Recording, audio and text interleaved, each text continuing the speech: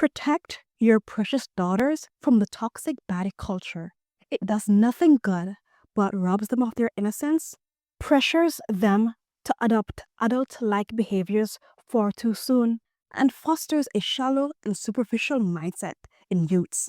Welcome to Feminine School. This is a space where we navigate life as modern women with a focus on culture, faith, and wellness. So make sure to hit that subscribe button and turn on post notifications so you don't miss a single upload.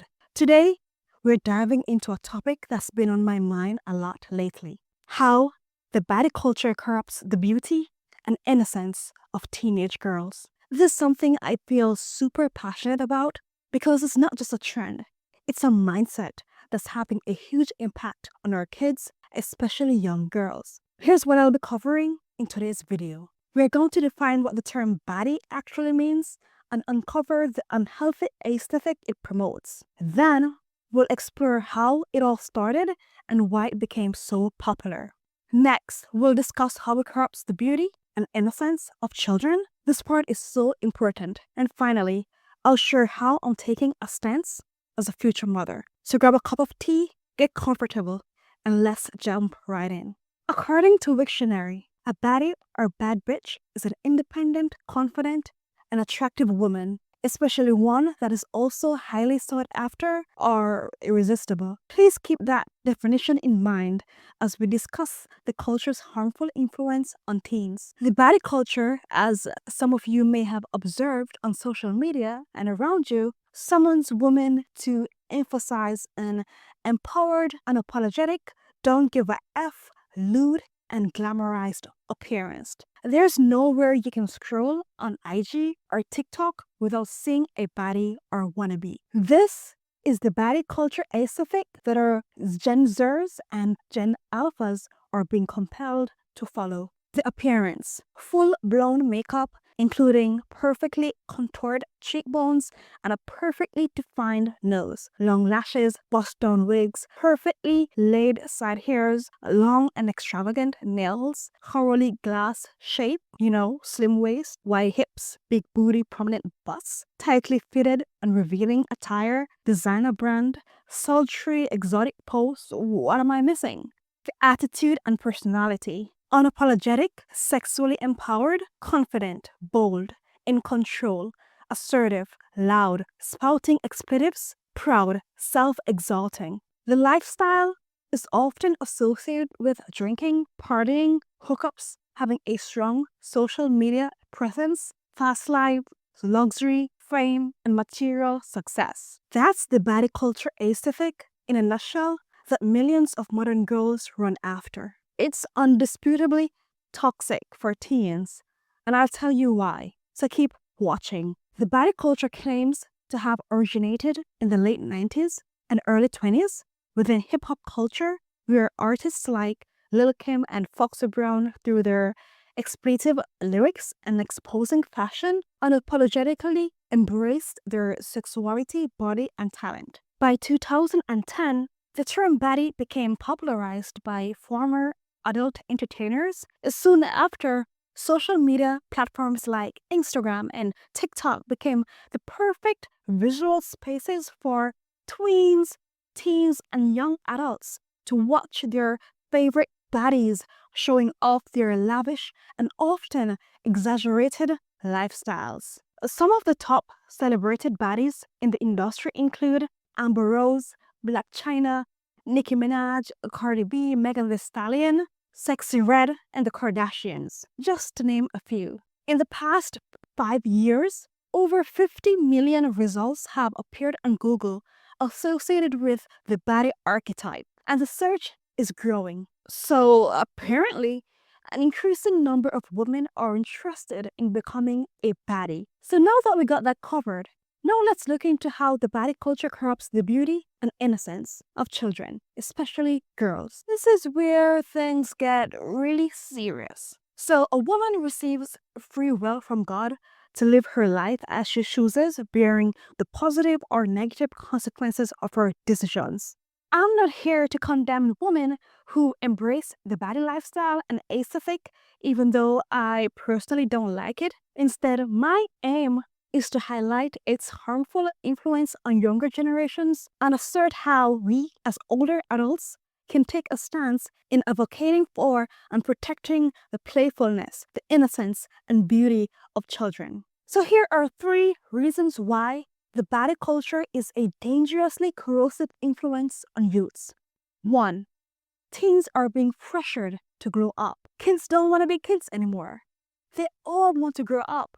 Or do they genuinely want to enjoy their playful childhood years, but can't comfortably do so because the culture, schools, many of our homes have become so anti-child? In the Baddie culture, there's this relentless obsession with looking perfect and flawless, and kids are often compelled to measure up to these unrealistic beauty standards set by celebrity baddies. Thousands of young girls, whether at school or hanging out on the streets, feel the need to wear bust-down wigs, long false lashes, revealing outfits, and designer brands to feel seen, beautiful, and desirable. Some are even willing to go the extreme miles by permanently altering their bodies through costly cosmetic surgeries because they badly want to fit into the body mold. The overwhelming pressure to glow up by adopting age-inappropriate aesthetics and behaviors often leave girls feeling inadequate and depressed. The reality is that when teens start comparing themselves to filtered, curated images online and forget that these perfect looks are often just illusions, it can erode their self-esteem and may even lead to serious mental health issues like anxiety and body dysmorphia. Again, the Baddie culture offers nothing positive for your daughters, but it's not the baddies to blame. I'll tell you who should take a stance against its harmful influence. But first, let's dive into how the Baddie culture cheapens sex and has likely contributed to the rise of hookup culture and meaningless relationships among teens. The second reason why the Baddie culture is toxic for teen girls is that they're being exposed to over-sexualized content and behaviors at an inappropriate age. The very fabric of the Baddie lifestyle is rooted in hypersexuality. From provocative clothing styles and lewd messages uttered by top baddies to their loose behaviors endorsed on the internet, this culture forcefully exposes youths to mature content disguised as harmless. Worse, girls and young women who wear the Baddie aesthetic are potentially exposing themselves to pedophiles and other predators both online and offline. When our daughters or sisters dress or behave in ways they don't fully understand, it does attract unwanted attention and may put them in dangerous situations. Furthermore, there seems to be an increasing number of teens engaging in casual sexual relationships, often with older men who clearly do not have these young girls' best interests at heart. I strongly believe that the rise of Baddie culture, along with the My Body, My Choice empowerment movement, have contributed to a concerning normalization of promiscuity among teen girls and young adults. What I dislike the most about the Baddie culture is that it cheapens sex. It reduces complex, beautiful women to sexual objects. It distorts the beauty and sacredness of sexual intimacy that God establishes for a husband and his wife. This much unrecommended lifestyle, which originated with adult entertainers, may have contributed to the rise of OnlyFans. Yes, ladies, our bodies are beautiful, and baddies would agree, but our bodies are temples from God, and what we do with what He has given us matters. My hope is to encourage young women to reflect on whether the lifestyle choices that they're making today truly serve their long-term well-being. And I also want to remind you to see yourself as God sees you: worthy, valued, and deeply loved. Finally, Baddie culture promotes a hollow and superficial mindset in youths. Everything tends to be about appearance, clout, and material success. It's all about the designer bags, the fancy trips, and looking like $1,000,000, even if you're broke. We have teens believing that their worth is tied to how they look or what they own. Sadly, when they buy into this unhealthy belief system, they start losing focus on what truly matters: character, kindness, and substance. Instead of enjoying their fleeting, youthful days, focusing on their studies and cultivating gifts, teens are stuck chasing likes, follows, and validation from strangers. The Baddie culture is all about exalting and worshipping the self and material success. It pushes girls to take on this mean girl and prideful spirit instead of cultivating a heart of love, grace, and service. Childhood and teenagehood ought to be a fun and beautiful experience.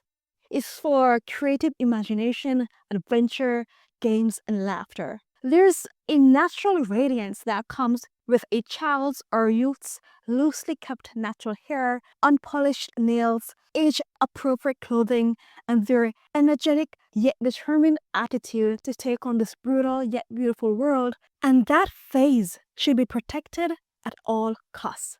That short span of teenage years before female adulthood should also be carefully tended and supported by parents.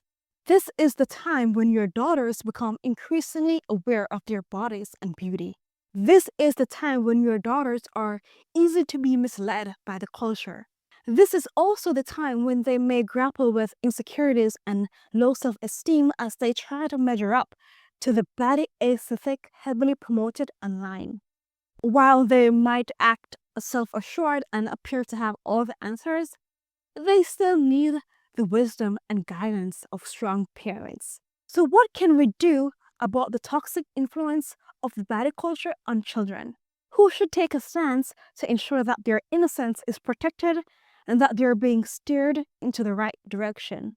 Well, if you guess mom and dad, you're totally correct. It is true that parents hold a sacred and significant responsibility ordained by God to teach their children what is good and what is bad, guiding them properly so that they don't fall into worldly traps. And even if they stumble, they would have had the existing foundational knowledge instilled by their parents to get them back on their feet. Listen, as long as the hip-hop culture and social media remain, the Baddie culture, which is deeply rooted in hip-hop culture, will also persist. As a future mother, I am committed to stand against the toxic infiltration of the Baddie culture into my daughters' lives.